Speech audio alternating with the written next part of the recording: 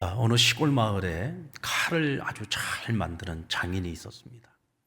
이 장인은 아주 예리하고 강한 칼을 만들어냈는데, 두 개의 칼을 만들었는데 한 칼은 농부의 손에 들어가고 또 한 칼은 강도의 손에 들어갔습니다. 똑같이 예리하고 강한 칼이었지만 이 칼이 농부의 손에 들렸을 때와 강도의 손에 들렸을 때 쓰임새는 완전히 다를 겁니다. 그렇죠? 누가 그 칼을 쓰느냐에 따라서 결과가 완전히 달라지죠. 여러분, 사람의 인생도 마찬가지입니다. 같은 재능을 가지고 있고 같은 능력을 가지고 있어도 그 재능과 그 능력이 선한 일을 위해서 쓰이는 사람도 있을 것이고 또 악한 일에 쓰이는 사람도 있을 겁니다. 사람을 살리는 일에 쓰이는 사람도 있을 것이고 사람을 죽이는 일에 쓰이는 사람도 있을 거예요. 오늘 우리가 어떤 일에 쓰임받는 인생을 살 것인가, 이보다 더 중요한 선택은 없다고 생각합니다. 여러분들은 어떤 일에 쓰임받기를 원하십니까? 누구에게 쓰임받기를 원하십니까? 우리는 항상 이걸 생각하고 살아가야 될 것 같아요. 난 누구를 위해, 무엇을 위해, 그리고 어떤 일을 위해 쓰임받는 인생을 살 것인가. 자, 근데 오늘 본문에 나오는 이 예후라고 하는 인물은요, 한 사람이 아니라 한 가문을 완전히 제거하는 일에 쓰임받은 인물입니다. 오늘 우리가 읽은 본문의 말씀은 하나님께서 그에게 사명을 주시는 내용이라면 그 뒤에 나오는 내용들은요, 예후가 하나님께로부터 사명을 받아가지고 그때부터 사람들을 죽여나가기 시작을 하는데 얼마나 많은 사람들이 죽어나가는지 모릅니다. 제가 오늘 이 신성한 이 밤에 너무 죽이는 얘기가 많아서 제가 뒤에 부분은 읽지 않았습니다. 읽지 않고 제가 나중에 정리만 해드리려고 합니다. 사람을 살리는 일이 아니라 사람을 죽이는 일에 쓰임받는다는 거, 이건 결코 기쁜 일이 아니죠. 그 절대로 좋은 일이 아닙니다. 그것도 한 사람도 아니고 한 집을 멸족시키는 일입니다. 그와 관련된 모든 사람들이 전부 다 도륙을 당합니다. 어찌 이와 같은 일이 좋은 일이겠습니까? 그런데 오늘 이 일을 이 예후라고 하는 사람에게 누가 맡겼느냐? 하나님께서 그 일을 맡기셨습니다. 7절 말씀을 같이 한번 읽어볼까요? 7절 시작. 너는 아합의 집을 치라. 내가 나의 종 선지자들의 피와 여호와의 종들의 피를 이세벨에게 갚아주리라. 아합의 집을 치는 이 일을 누구에게 맡겼어요? 예후라고 하는 자에게 맡겼다. 그러면 여러분, 왜 예후일까라는 것을 생각을 해봅니다. 하나님께서 이 예후라고 하는 사람은 당시에 이스라엘의 군대 장관이었어요. 근데 군대 장관이 한 사람만 있는 것이 아니라 여러 명의 군대 장관들이 있었는데 그 중에 한 사람인 이 예후를 하나님께서는 다음 왕으로 생각을 하셨습니다. 그를 다음 왕으로 생각한다는 것은 쿠데타를 일으키는 것이고요. 그 이전에 있었던 이 아합, 이 오므리 왕가를 완전히 멸절시키고 이제 시므리 왕가라고 하는 새로운 왕가를 이제 만들게 되는, 그 왜 예후였을까라는 것을 생각을 해봅니다. 오늘 이 사람에게 주어진 사명은 죽이는 일이에요. 그 죽이는 것도 그냥 죽이는 게 아니라 한 사람이 아니라 그와 관련된 모든 사람을 다 죽이는 일입니다. 왜 그에게 그 일을 맡겼을까? 한번 여러분 생각해 보십시오. 만약 하나님께서 여러분에게 그 일 맡기면 여러분 그 일 하실 수 있겠어요? 바퀴벌레도 못 잡는데, 쥐 한 마리도 못 잡는데 여러분들 보고 사람들을 그렇게 다 쳐 죽이라고 하면 여러분들 그렇게 하실 수 있겠어요? 이건 아무에게나 맡길 수 있는 일이 아닙니다. 그와 같은 일을 할 수 있는 사람이니까 그와 같은 일을 그에게 맡긴 겁니다. 어떻게 보면 이 사람은 사람을 죽이는 일에 있어서 굉장히 익숙한 사람이에요. 어떤 면에서는 굉장히 잔인함도 가지고 있는 사람입니다. 여러분, 하나님께서 사람을 사용하실 때요, 때로는 하나님께서 참 사람을 살리는 일에 사용하시기도 하고 때로는 하나님께서 사람들을 심판하실 때 심판의 도구로 사용하는 사람들이 있어요. 그런데 하나님은 그 사람들을 사용하실 때 그 사람이 가지고 있는 기질이나 성품, 재능 이런 모든 것들을 종합적으로 고려해 가지고 그 사람에게 그 일을 맡기는 겁니다. 아무에게나 그 일을 맡기는 것이 아니에요. 또 그 한 사람을 하나님이 사용하시기 위해서는 그 일에 적합하게 그 사람을 오랜 시간을 두고 훈련시키고 연단시키시는 겁니다. 이 예후라고 하는 사람은 아합의 집에 대하여 처벌하는, 심판하는 이 일을 맡기 위해 하나님이 그를 지금까지 훈련시키고 연단시킨 사람이었다. 그리고 결국에는 오늘 그로 하여금 한 가문을 완전히 멸족시키는 일에 그를 사용하고 있다는 거죠. 어쨌든 그의 성품은 사람을 죽이는 일에 최적화되어져 있고 거기다가 잔인한 성품도 가지고 있는 사람이었다라고 하는 것을 알 수가 있습니다. 그러나 어쨌든 이와 같은 일도 누군가는 해야지 되는 거예요. 누군가는 해야지 되는 일이기 때문에 하나님이 이 예후라고 하는 사람을 택하여 그를 기름 부어 왕으로 세우고 그로 하여금 아합의 집을 정리하도록 만드셨다는 거죠. 자, 그렇다면 왜 아합인가라는 것을 이제는 생각을 해봅니다. 왜 아합입니까? 여러분들 제가 여러 시간을 거쳐서 말씀을 드렸습니다마는 이스라엘의 왕들 중에 선한 왕은 한 명도 없었다. 근데 그 중에서도 가장 악한 왕이 누구라고 했어요? 아합이다. 이 아합은 오므리 왕의 아들이었습니다. 북왕국의 7번째 왕이었죠. 그는 정치적으로는 굉장히 뛰어난 능력을 가지고 있는 사람이었어요. 그래서 시돈왕 햇바알의 딸인 이세벨과 결혼해서 외교적인 동맹을 맺어가지고 나름대로 말하는 이 외교력을 발휘해서 어떤 나라를 좀 안정시키고 그리고 또 백성들의 어떤 그 평화를 지켜나가는 그건 나름대로 어떤 대외적인 외교 활동을 굉장히 잘하는 그런 정치적 수완이 아주 탁월한 왕이었다고 할 수 있습니다. 그런데 문제는 뭐냐? 결혼을 잘못했어요. 동맹을 맺어가지고 나라를 안정시킨 것까지는 좋은데 여자를 잘못 만난 거예요. 햇바알의 딸 이세벨은 바알과 아세라를 아주 열심히 섬기는 우상을 숭배하는 여인이었습니다. 그냥 그것도 뭐 적당히 나는 뭐 바알을 믿는 사람이야, 아세라를 믿는 사람 이 정도가 아니라 아주 여기에 목을 맨 여자였습니다. 그래서 그의 남편 아합을 갖다가 뒤에서 조장을 해가지고 이스라엘 내에 있는 모든 하나님을 경외하는 선지자들을 잡아 죽입니다. 그리고 사마리아 성 안에다가, 사마리아는 북이스라엘 수도잖아요. 그 수도에다가 바알 신전을 짓고 아세라 신전을 지었습니다. 그리고는 온 이스라엘 백성들로 하여금 하나님을 버리고 우상을 숭배하게 만든 거죠. 결국은 이 한 여자가 들어와서 이스라엘이 큰 영적 재앙을 일으키게 된 것입니다. 하나님께서는 아합에 대해서 일찍이 엘리야 선지자를 통해서 그 집안을 심판하실 것을 이미 오래전에 선언하신 바가 있었습니다. 그 이유는 두 가지 이유였는데요. 그 첫 번째는 우상 숭배, 조금 전에 말씀드렸던 것처럼 이스라엘 전체를 자기 자신뿐만이 아닙니다. 온 백성으로 하여금 우상을 숭배하게 만든 거죠. 하나님이 가장 가증히 여기는 게 뭐예요? 10계명 가운데 여러분 4계명이 하나님과 연관된 계명인데 그 계명들이 전부 다 뭐냐면 우상 숭배하지 말라는 거예요. 신은 오직 하나님 한 분밖에 없다. 하나님 외에 다른 신을 섬기지 말라는 거예요. 아멘. 그런데 그 가장 가증한 죄를 왕으로부터 시작해서 이 왕비가 그 모든 것들을 조장을 해서 온 백성이 우상 숭배의 죄를 범하였다. 그리고 또 하나는 사실 이 아합은 이스라엘 전역에 자기가 원하고 자기가 바라는 수많은 농장을 가지고 있었어요. 뭐 포도 농장도 가지고 여러 많은 과실수가 있는 그런 농장들을 많이 가지고 있었고 아름다운 농장들을 많이 가지고 있었는데 나봇의 포도원을 부러워합니다. 여러분 많이 가진 자가요 욕심이 더 많아요. 여러분들을 보니까 별로 욕심이 없어. 뭐 별로 가진 게 없으면은요 사실 뭐 별로 욕심 낼 것도 없어요. 근데 많이 가지면은요 항상 내가 부족한 게 자꾸 보여요. 많이 가진 사람들의 특징은 자꾸 부족한 게 보이니까 더 탐을 내고 더 욕심을 내는 거예요. 아예 없으면은요 뭐 욕심 내지도 않아. 이 사람은 그렇게 많이 가졌는데도 그 나봇의 포도원 그 하나가 그렇게 부러운 거예요.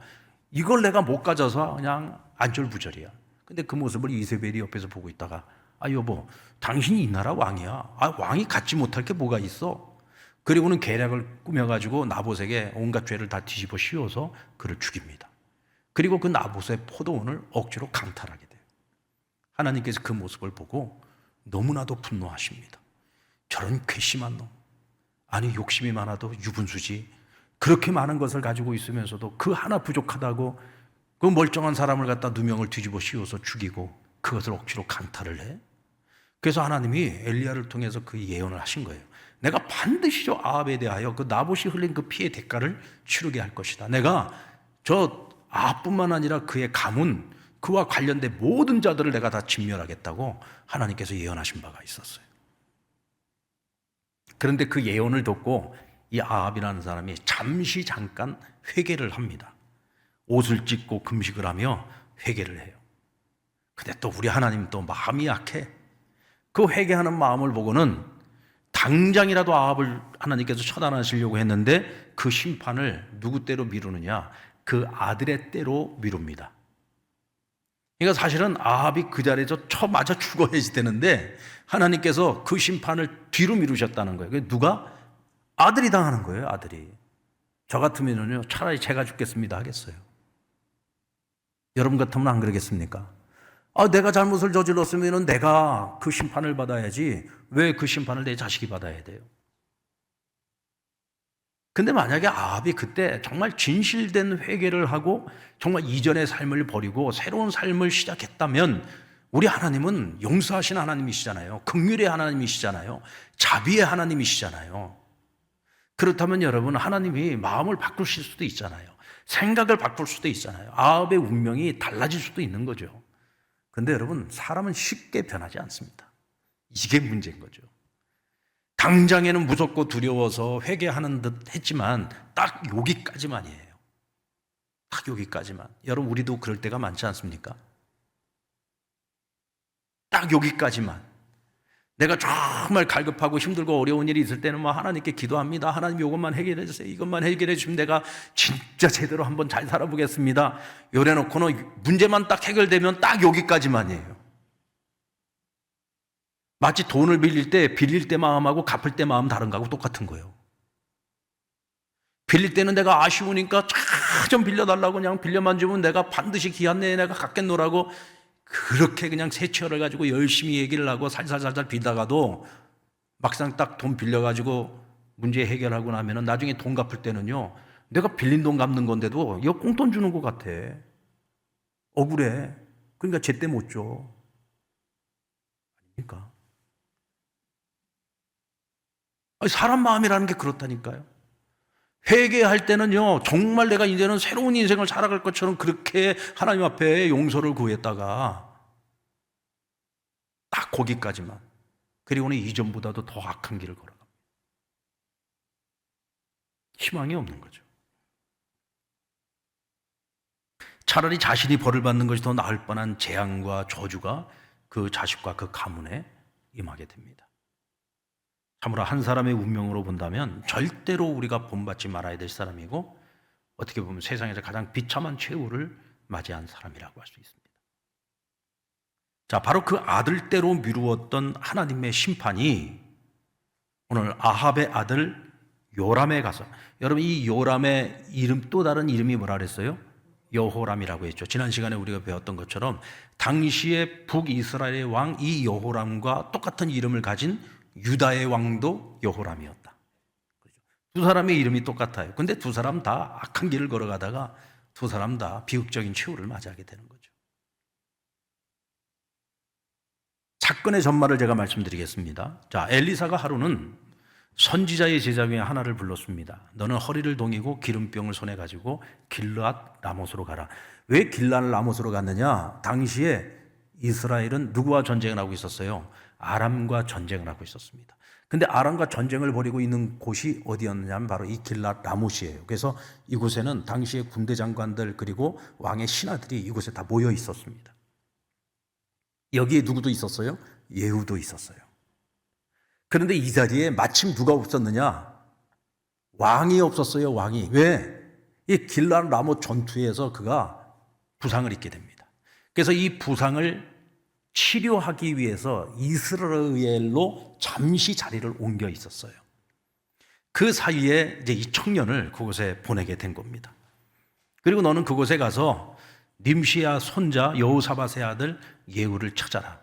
그리고 그와 함께 방에 들어가서 그의 머리에 기름을 붓고, 이 기름을 붓는 것은요, 그를 왕으로 세우기 위해서 기름을 붓는 거예요. 그리고 여호와의 말씀이 내가 내게 기름을 부어 이스라엘 왕으로 삼노라. 하나님께서 그를 이스라엘의 왕으로 삼겠다라고 하는 선언을 합니다. 그리고 그 말씀을 전한 후에 너는 그것을 급히 빠져나와서 도망하라고 말합니다.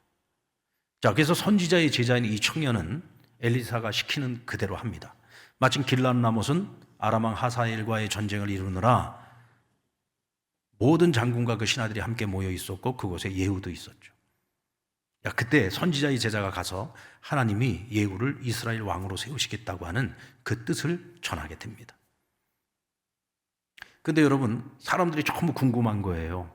그 많은 신하들 가운데에서 특별히 이 청년이 엘리사의 부름을 받아서 내가 이곳에까지 왔습니다. 그리고는 예후를 데리고 따로 방으로 들어갔거든요. 그러니까 대체 그 사람이 무슨 얘기를 하더냐 하고 다들 궁금한 거예요. 근데 예후가 자기가 들은 그대로 전합니다. 하나님께서 나를 왕으로 세우시겠다고 한다. 어찌하겠느냐. 근데 보니까 다들 이 예후를 두려워했던 것 같아요. 그러니까 그 많은 군대 장관들이 있었지만 그 중에서도 가장 강력한 군대 장관이 당시에 예후였다라고 하는 것을 알 수가 있습니다. 근데 그의 말 한마디에 모든 신하들이 자신들의 관복을 벗어서 전부 예후 앞에 그 발 앞에 그것을 내려놓고 절을 했다. 그리고 그를 왕으로 모셨다는 것입니다. 자, 모든 상황이 그렇게 된 겁니다. 그리고 나서 예후는 아합의 집을 치는 일을 이제부터는 자신의 사명, 하나님 나에게 맡기신 사명이라고 생각을 하고 머뭇거리지 않고 하나하나 정리해 가기 시작합니다. 너무 잔인해서 오늘 제가 읽지는 않았지만 여러분들에게 정리해드리는 내용이니까 잘 들어보세요. 먼저 이스라엘로 갔습니다. 그리고 그곳에 가서 누구를 죽여요? 요람 왕을 죽입니다. 그리고 그의 시체를 어디다 갖다 던졌느냐? 나봇의 포도원에 갖다가 던집니다. 여러분, 나봇의 포도원, 하나님께서 아합의 가문을 치시는 이유가 뭐라 그랬어요? 아합이 나봇의 포도원을 가로챈 것 때문에. 그래서 결국은 아비가 저지른 그 죄의 값으로 여호람의 시체는 그 밭에 던져지게 된 거죠. 이 또한 엘리야의 예언이 그대로 성취된 사건으로서 나타납니다. 그리고 요람과 함께 연합하여 아람 군대와 함께 연합해서 싸우고 있었던 유다 왕 아하시야. 이 아하시야는 유다 왕이었던 여호람의 아들입니다. 왕이 되고요, 여러분 1년 딱 직무를 수행하고 난 후에 죽습니다. 근데 누구 손에 죽느냐? 예후의 손에 죽습니다. 그러니까 이 아하시야는요, 함께하지 말아야 될 사람을 잘못 선택한 거예요. 마치 그의 아버지 여호람이 함께할 사람을 잘못 선택했던 것처럼 오늘 이 아하시야도 함께해야 될 사람을 잘못 선택하는 바람에 요람이 죽을 때 아하시야도 죽은 거예요. 그리고 아합의 아내이자 요람의 어머니인 이세벨은 내시들에 의해서 성 위에서 창 밖으로 내던져지게 됩니다. 그리고는 그 피가 담과 말에 튀었다고 했어요. 그러자 예후가 그 이세벨의 시체를 말로 밟고 성으로 들어갑니다. 그리고는 음식을 한참 먹고 있다가 갑자기 생각이 났는지 사람들에게 빨리 가서 이세벨의 시체를 장사 지내주라고 합니다. 그래도 왕의 딸인데 장사는 지내줘야 되지 않겠느냐. 그래서 사람들이 그 시체를 찾으러 갔더니 시체가 없어요. 누가 먹었습니까? 들개들이 와서 다 뜯어먹은 거예요. 거기에 남아있는 것은 이세벨의 2개 골과 손과 발만 남아있었어요. 이게 얼마나 비참한 겁니까? 한나라의 왕비였던 여자가, 그렇게 대단한 권력을 휘둘렀던 여자가 하루아침에 들깨밥이 된 거예요. 이 또한 하나님께서 엘리야를 통해서 예언하셨던 내용이 그대로 성취된 겁니다. 그리고는 아합의 아들들 70명을 모두 다 죽입니다. 심지어 유다왕 아하시야의 형제들도 다 죽여버립니다. 그리고 사마리아에 남아있는 아합의 신하들, 아합의 사람들을 전부 죽여버립니다. 그리고 바알의 제단에서 제사를 드린다고 큰 제사를 드리니까 전부 다 나와라. 그래서 바알 선지자들, 아세라 선지자들을 전부 이 바알의 제단에 다 모이게 하고 그들에게 예복을 입혔어요. 그래놓고는 한 방에다 다 집어넣고 그들을 전부 돌이켜서 죽입니다.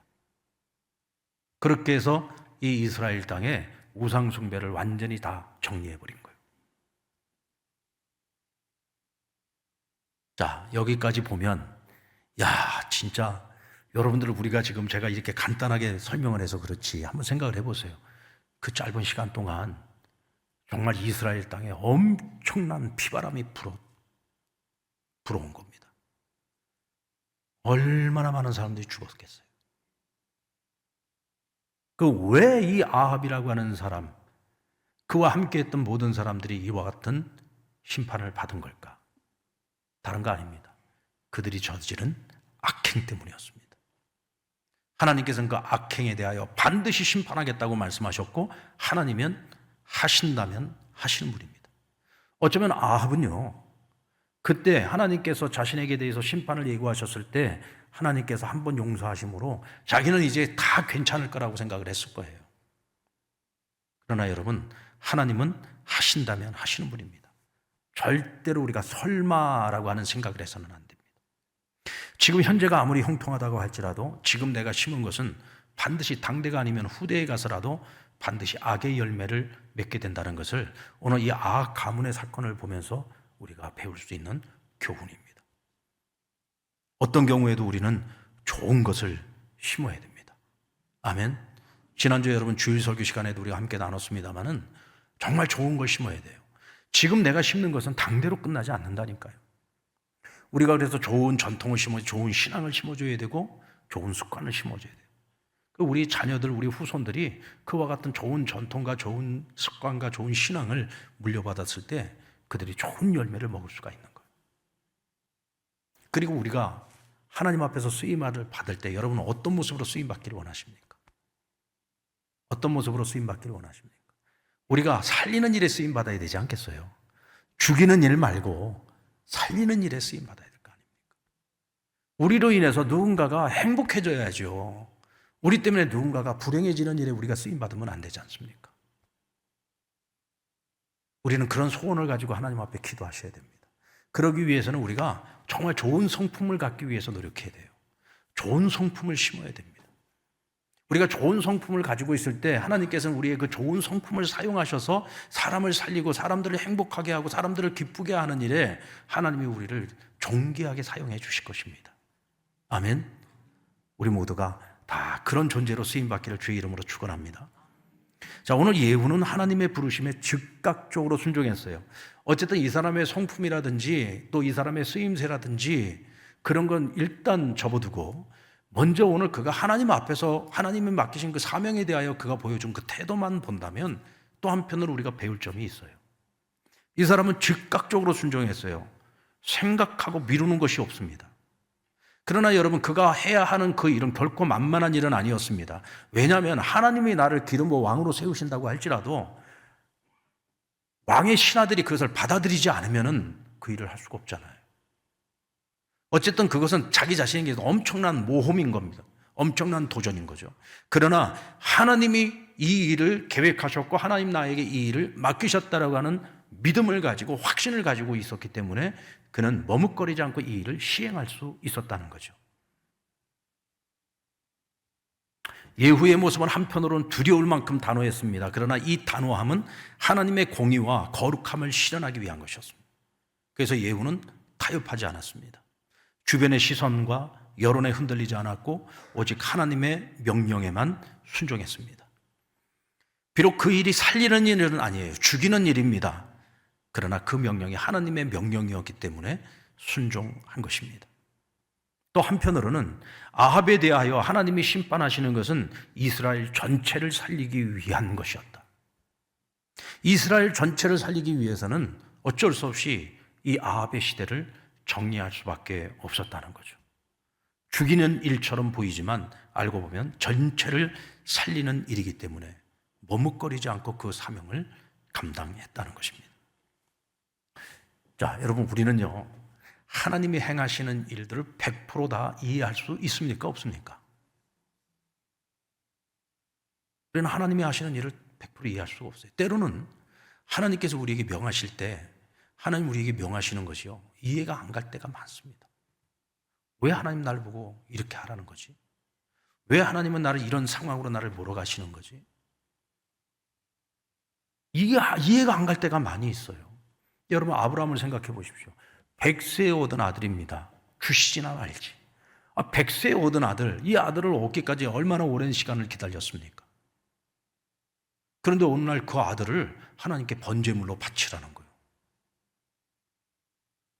근데 그 말을 듣고 아브라함이 어떻게 했어요?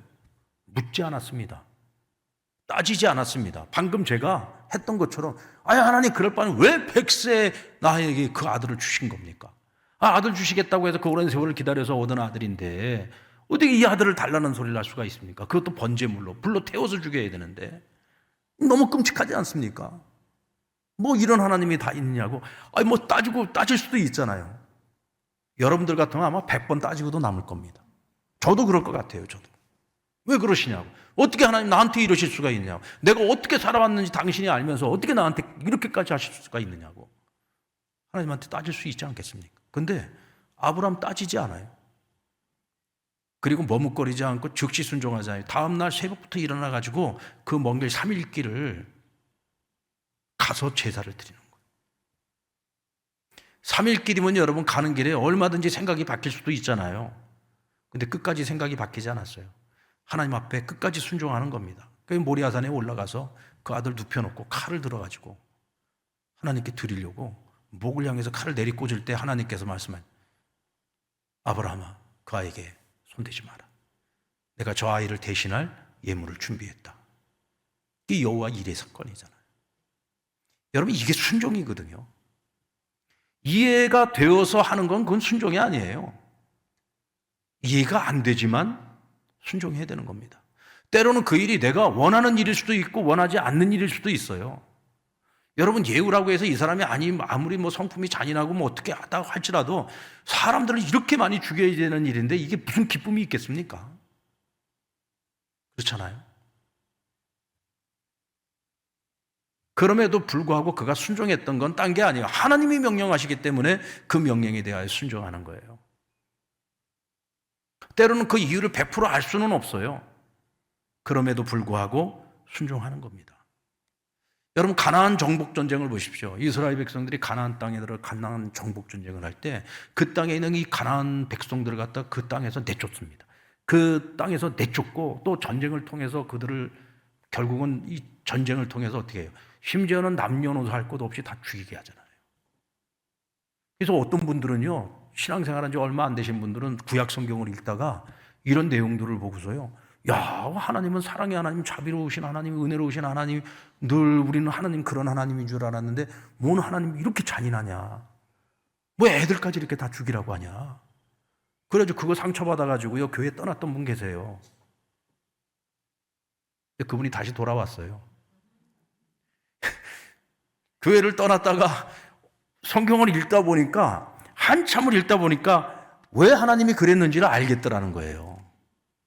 단편적으로 그것만 딱 빼서 읽어보면요, 그 본문만 딱 읽어보면, 야, 이거 하나님 왜 이렇게 잔인해? 라고 생각하지만 사실은 여러분, 하나님께서 그렇게 하라고 하신 데에는 더 큰 뜻이 있단 말이죠. 하나님의 큰 그림이 있단 말이죠. 근데 그걸 일일이 다 설명을 해줄 수가 없어요. 그러나 사실은 이스라엘 백성들에게 이미 하나님께서 율법을 통해서 다 말씀해 주셨기 때문에 율법의 말씀을 조금만 알고 조금만 이해를 해도 왜 그렇게 해야 하는지를 알 수가 있어요. 근데 여러분, 이스라엘 불순종했잖아요. 분명히 여러분, 가나안 족속들을 전부 다 진멸하라고 했는데 그들 가운데 괜찮은 사람들, 자기네들이 노예로 부리고 종들로 사용하기 위해서 그들을 남겨둔 사람들이 있었어요. 그리고 전쟁을 다 끝내기도 전에 또 땅을 많이 차지하고 나니까 뭐 이만하면 됐지. 그리고는 그 전쟁을 갖다가 다 끝내지도 않았는데 싸움을 멈춰버렸어요. 근데 그것이 나중에는 여러분 사사시대에 어떤 모습으로 나타납니까? 남겨뒀던 그 사람들한테 계속해서 침략을 당하고 결국은 어려움 당하고, 나중에는 하나님이 가장 우려하셨던 이 가나안 사람들에게 완전히 동화되어 버려져서 하나님을 버리고 우상 숭배의 죄를 범하게 되잖아요. 그러니까 하나님께서 그렇게 하라고 하실 때는 다 이유가 있다니까요. 그래서 우리는 하나님 보고 나를 이해시켜달라고, 나를 설득해달라고 하면 안 되는 거예요. 우리는 하나님께서 우리에게 어떤 말씀에 우리에게 거룩한 부담감을 주시고 어떤 명령을 주실 때 그 내용이 중요한 것이 아니라 하나님이 명령하셨기 때문에 우리는 따르는 거예요. 아멘. 그러니까 베드로가 예수님께서 야 깊은 곳에 가서 그물을 던져라 그러니까 뭐라고 대답했습니까? 상식적으로는 안 맞는 말인데 주께서 내게 말씀하시니 주의 말씀을 의지하여 제가 그물을 던지겠나이다 그랬어요. 이건 뭐냐? 내가 당신을 믿습니다. 당신을 믿기 때문에 당신의 말대로 제가 따르겠습니다라는 거예요. 내용이 중요한 게 아니에요. 내용은 비합리적이에요. 말이 안 돼요. 갈릴리에서 잔뼈가 굵은 베드로의 입장에서 이건 말도 안 되는 얘기예요. 그러나 난 당신을 믿기 때문에 당신의 말씀대로 제가 순종하겠다고. 그리고 가서 그물을 던졌더니 기적이 일어나잖아요. 하나님이 하시는 일은요, 순종해봐야 끝을 알 수가 있어요. 그래서 여러분, 순종해야 되는 겁니다. 근데 오늘 이 예후라고 하는 사람의 모습이 하나님께 묻지 않고 그에게 주어진 그 사명을 따라 묵묵히 그 일을 전부 다 해내고 있다는 거죠. 그 점 하나는 정말 우리가 본받을 만하다는 것입니다. 그리고 예후는 절반이 아닌 전부를 심판했어요. 절반이 아닌 전부를 심판했다는 것은 뭐냐면 자신이 해야 될 일에 있어서 숙제를 남겨두지 않고 깨끗이 정리했다는 거죠. 사실 여러분 성경 전체를 읽어봐도요, 이렇게 깨끗이 정리하는 사람이 쉽지 않습니다. 항상 인간적인 욕심이 있고 인간적인 욕망이 생기고 또 인간적인 내 안에서 들려오는 소리들이 너무나도 많기 때문에 그 소리에 귀를 기울이다 보면은 때로는 그렇게 되거든요. 하나님, 꼭 이렇게 다 죽여야 되는 겁니까? 꼭 이렇게 다 죽여야 되는 거예요? 꼭 이렇게까지 해야만 하는 겁니까? 이런 생각으로 어느 순간에는 할 수도 있지 않겠습니까? 그러나 예후는 그러지 않았다. 주께서 하라시니 숙제를 남기지 않고 정리할 수 있는 악과 관련된 모든 것을 자기 손에서 깨끗이 전부 정리를 했다는 것입니다. 여러분들, 가급적이면 여러분의 인생에 숙제를 많이 남기지 마십시오. 숙제를 많이 남기지 마세요. 내가 해야 할 일이 있습니다. 내가 가야 할 길이 있습니다. 근데 그것을 우리가 자꾸 뒤로 미루다 보면 결국은 우리에게 그것은 계속해서 남아있는 숙제가 돼요. 그것이 우리 안에서 기쁨을 빼앗아 갑니다. 우리 안에 평안을 빼앗아 갑니다. 여러분들, 우리 어렸을 때 생각을 해보면은 학교 갔다 와서 숙제를 빨리 해결해버리고 나야 마음이 편해요? 아니면 숙제를 남겨놓고 놀면은 마음이 편해요? 아니, 숙제 안 해요? 아니, 엄마들이 맨날 야, 집에 오면 먼저 숙제부터 해 그러잖아요. 왜 숙제부터 하라는 거예요? 숙제부터 해놓고 놀아야 마음 편하게 놀 수 있거든요. 숙제 안 해놓고 놀고 있으면은요, 숙제를 해야지 되기 때문에 놀아도 재미가 없어. 그러니까 빨리 숙제를 해놓고 놀아야 되는 거예요. 아닙니까? 여러분들, 아직까지 안 한 숙제 있죠? 아직까지 안 한 숙제 있죠? 한번 잘 생각해 보세요. 지금 생각 안 나시면 오늘 집에 돌아가는 길에도 한번 잘 생각해 보세요. 내가 남겨놓은 숙제가 혹시 있지 않을까? 혹시 여러분 지금 내 삶 속에서 내가 좀 정리해야 될 것들이 있어요. 하나님이 기뻐하시지 않는 것들. 하나님 기뻐하시지 않는 내 안에 있는 어떤 남아있는 죄, 감추어진 죄. 그것이 항상 내 발목을 잡아요. 내가 정말 하나님 앞에서 거룩하고 성결하게 살아가고 싶은데 그 한 가지가 계속 내 발목을 잡고 있어서 늘 마음이 불편해요. 그건 여러분, 내가 아직 해결하지 못한 남은 숙제가 지금 계속 내 발목을 잡고 있는 거예요. 그것이 무엇이 되었든, 그게 죄가 되었든 아니면 나에게 주어진 어떤 사명이 되었든 그것이 무엇이든 아직 풀지 못한 것이 있으면 여러분 빨리 푸세요. 빨리 풀어버리십시오. 이거 못 풀면은요, 우리는 항상 주님 안에서 주님 앞에서 살아간다고 하면서도 항상 찝찝할 수밖에 없습니다. 자, 오늘 이 예후 잘했어요. 어쨌든 간에 하나님께서 그를 기름 부어 왕으로 세우신다고 했고 그에게 아합의 집을 정리하라고 맡기셨어요. 그는 자신에게 주어진 숙제를 잘 정리했습니다. 자, 그런데 오늘 이 예후에게 한 가지 부족한 게 있다. 29절 말씀 우리 같이 한번 읽어볼까요? 시작. 이스라엘에게 범죄하게 한 느밧의 아들 여로보암의 죄, 곧 베델과 단에 있는 금송아지를 섬기는 죄에서는 떠나지 아니하였더라. 자, 예후가 다 잘했어요. 뭐 바알, 아세라 뭐 싹 다 정리했어요. 근데 한 가지 부족한 게 있는데 뭘 안 했어요? 여로보암 때에 금송아지 2개를 만들어 가지고 그 금송아지가 하나님이다. 그리고는 베델과 단에다가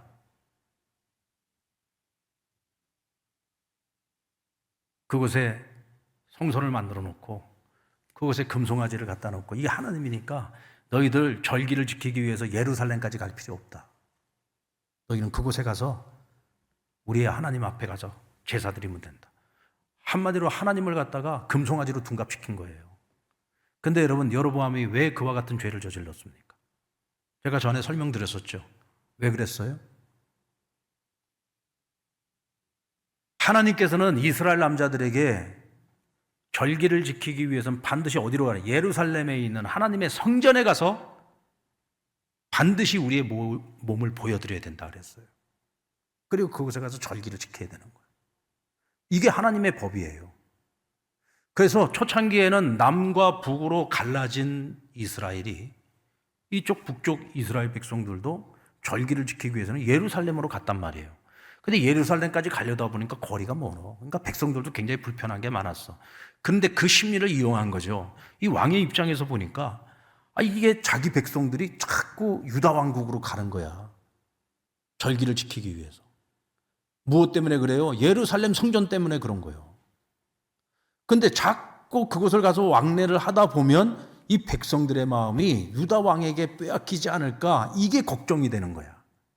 지금 내가 새로운 왕국을 건설하고 이 백성들을 완전히 헤게모니를 내가 장악을 해서 권력을 장악을 해야 되는데 이게 잘 안 되는 거예요. 그래서 갑자기 금송아지를 갖다가 하나님으로 둔갑시켜가지고 야, 거기까지 갈 필요 없어. 여기 산당에 가서 예배드리면 돼. 이 짓을 저지른 거죠. 그러면서 여러분, 자기 백성들을 우상을 숭배하게 만든 거예요. 그런데 여러분, 예후가 이 금송아지를 없애지 않았어. 이 산당을 철폐시키지 않았다는 거예요. 왜 그랬을까? 똑같은 이유입니다. 그러지 않겠습니까? 똑같은 이유예요. 이 백성들이 또 다시 저 예루살렘을 찾게 되다 보면은 이 사람들 마음이 또 흔들리지 않을까.